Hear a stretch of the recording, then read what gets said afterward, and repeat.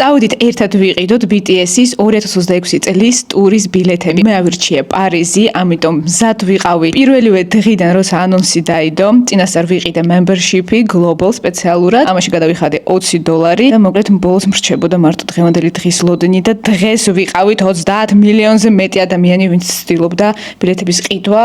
დღეს იყო რამოდენიმე ქალაქის პრესეილი გახსნილი, ასევე ხვალ იქნება. მოკლედ ლოდინი იყო ძალიან რთული. დილიდან ვიჯექი კომპიუტერთან, აღარ ვიცოდი უკვე რა უნდა მექნა, ყველანაირად ვემზადებოდი, მაგრამ ჩემი მორალური მდგომარეობა უარესდებოდა. პარიზული დროით პრესელი იხსნებოდა 3 საათზე, ჩვენი დროით გამოდიოდა 6 საათზე. მოკლედ 6 საათი მოვიდა, 3 წუთით ადრე გაიხსნა უკვე რიგი, ამიტომ რიგში აღმოჩნდი 87,648,000. რიგი იკლებოდა და ჩემი ნერვიული დონეც იმატებოდა. როცა რიგის ნომერი გახდა 15,000, აი ამის მერე ძალიან ჩქარა დაიწყო კლება. მე ყველანაირად ვემზადებოდი, ცალკე მქონდა დაკოპირებული ჩემი membership-ის ნომერი, ცალკე ბარათი დამზადებული. 2,700 კაცი გამოაკლო ერთიანად.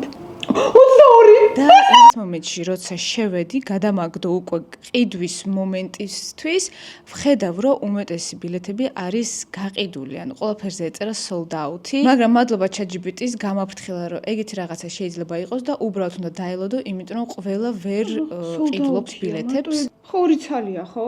16, 12, 34.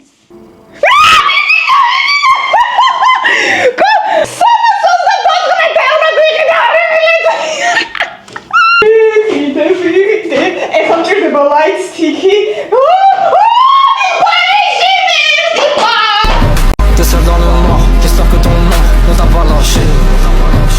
Et il croit savoir pourquoi.